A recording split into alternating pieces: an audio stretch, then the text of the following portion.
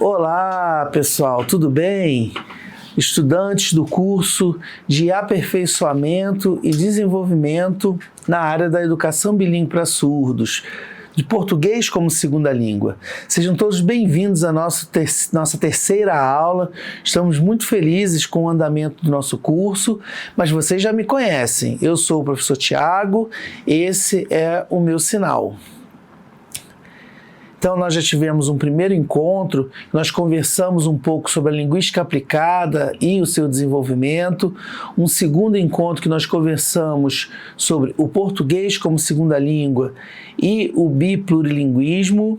E agora, na nossa terceira aula, a gente vai falar um pouquinho sobre a questão da linguagem e da cognição na área do ensino para surdos. Nós vamos saber um pouco como que as questões de aquisição influenciam, porque isso não são conceitos tão simples, são conceitos complexos e como que eles podem contribuir para o desenvolvimento da relação de ensino e aprendizagem. É muito importante que a gente pense que essa relação ensino-aprendizagem, elas têm outras questões que envolvem essa relação, né? E que nós podemos usar outras perspectivas para compreender melhor e melhorar o nosso trabalho. Temos as questões cognitivas, que envolvem a questão da memória, envolve, né, as relações que são feitas, são constituídas, as relações simbólicas que são feitas, as categorizações que são feitas no desenvolvimento cerebral e humano da pessoa. Outra perspectiva que também é importante para a gente pensar, né, o ensino e aprendizagem tem a ver com a psicolinguística, tem a ver com como que o espaço, o social e o ambiente, eles são elementos de influência, são vetores de influência no desenvolvimento e no ensino-aprendizagem da segunda língua. E uma terceira perspectiva também envolve algumas teorias, como a teoria de Bakhtin, que tem a ver com a dialogia. É uma teoria muito importante porque ela pensa a língua no espaço social, através do desenvolvimento, através da dialogia. E ele traz dois conceitos muito importantes: o conceito de enunciado e o conceito de dialogia ou ideologia. Desculpem. São conceitos importantes para a gente pensar, né, e ter na nossa produção de material, no nosso desenvolvimento em sala de aula como professores de uma segunda língua. É muito importante a gente pensar as questões da aquisição precoce da língua de sinais. Isso é muito importante, né? Essa noção de precoce nós repetimos, né, ao longo do nosso curso, porque é ela que vai garantir um desenvolvimento natural, né, que acontece, assim como acontece com as crianças ouvintes, que envolve o desenvolvimento do balbucio manual, envolve o uso de sinais isolados na produção, envolve a construção de combinação de sinais. Então, esse desenvolvimento estrutural, esse desenvolvimento sintático da língua, ele vai acontecer a partir de uma aquisição precoce e da interação da criança com outras pessoas que usam aquela língua. E a partir daí, ela vai construir as suas bases cognitivas para o desenvolvimento da segunda língua. Quando isso não acontece, temos um fenômeno chamado de privação linguística. E se ocorre esse fenômeno, isso afeta o desenvolvimento linguístico né, em si, propriamente dito, mas influencia muito no desenvolvimento da cognição. Por exemplo, as questões de memória, desenvolvimento da memória de trabalho, as relações de linguagem podem ser afetadas, né, as conexões de linguagem podem ser afetadas, como lidar com as representações abstratas e simbólicas. Isso é um desenvolvimento que a privação linguística pode afetar. E principalmente as questões da comunicação. Então, a gente sabe que é necessário pensar, né, na questão da aquisição precoce, de maneira o quanto antes a criança tiver acesso e contato com a língua de sinais, né, porque isso vai servir como base, como suporte para que ela possa se desenvolver, né, nas outras línguas. Então, essa língua vai servir de base, de suporte para esse desenvolvimento. E vai ser um desenvolvimento natural. Quando a gente fala em natural, né, a gente tem uma relação direta com a aquisição, que é uma aquisição que é feita por meio da interação.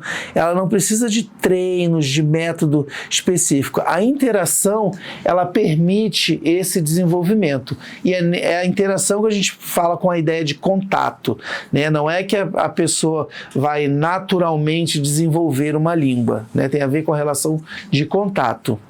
E a gente sabe que o português é uma língua de natureza oral, auditiva, então o ensino da escrita, ele precisa de adaptações, ele precisa ser pensado de uma maneira diferente, né, em relação ao desenvolvimento, diferente do que acontece com a primeira língua, com o caso da língua de sinais. Tanto a língua de sinais quanto a língua portuguesa, a gente não defende que seja um uso traduzido de uma língua para outra ou seguindo a estrutura de uma ou de outra, né?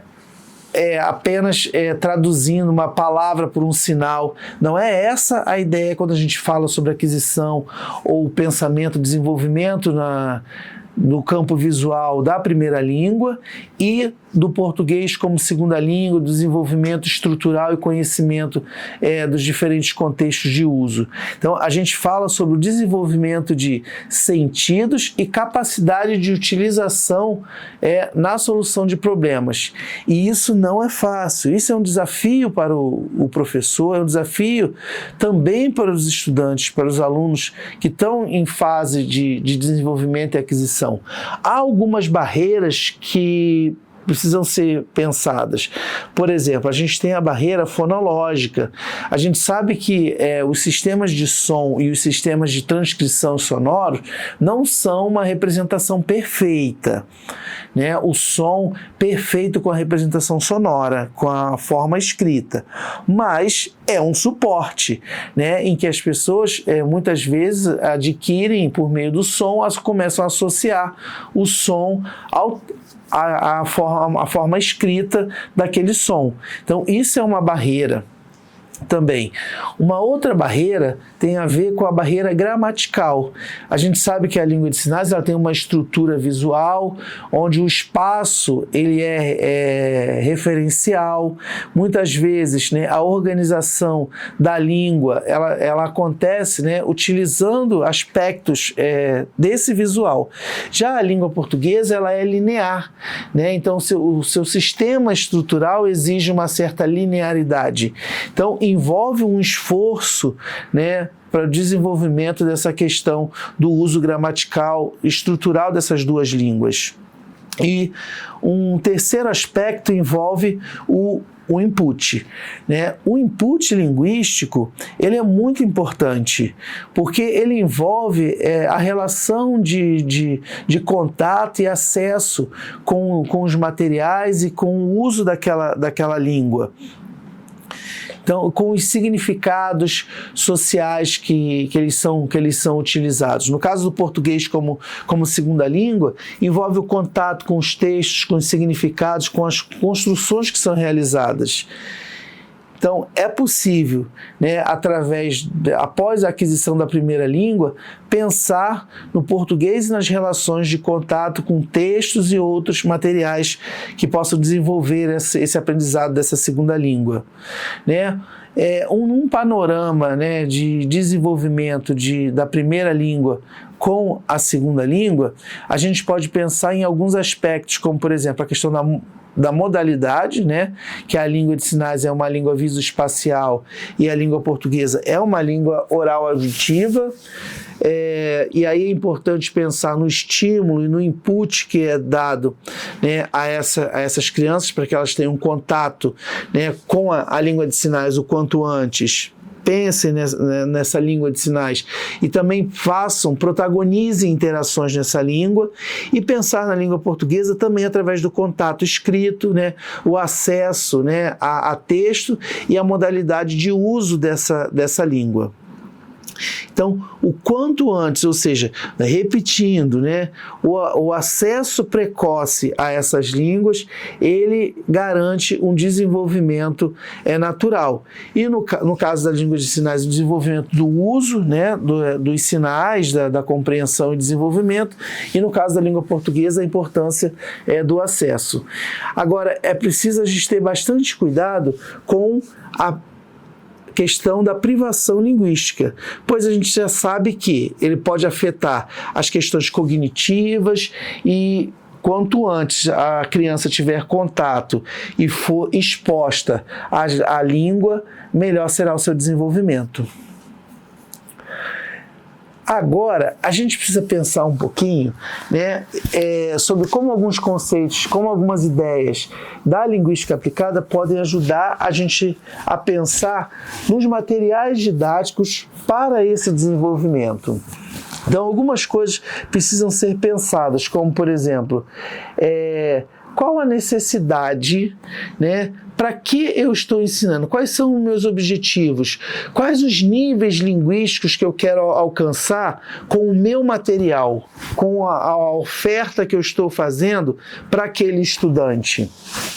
Um segundo aspecto que é importante é a clareza linguística do material. Isso envolve o vocabulário, seja na relação do vocabulário com a língua portuguesa ou com a língua de sinais, qual o nível e qual o tipo de ensino que eu quero adequar, qual o contexto de ensino que eu estou pensando ao produzir aquele material. Um terceiro aspecto envolve a autenticidade. O que seria essa autenticidade? Pensar em contextos reais de comunicação. Muitas vezes, alguns materiais, ou algumas dinâmicas, ou alguns aspectos didáticos, eles envolvem textos e materiais que não representam situações reais de comunicação. E aí é importante pensar estratégias de vivência, né? E aí, assim, a gente costuma dizer assim, estratégias de vivência não é necessariamente encenação, né? Mas relações reais de comunicação. Então, é importante pensar na acessibilidade a esses dois materiais, seja o material visual ou o material na modalidade escrita, né? Ele precisa ser multimodal, ele precisa comportar as duas dimensões linguísticas. Então, a variação ela é muito importante, e as tecnologias elas servem de apoio, né, para esse ensino, para esse trabalho, para essa construção de material.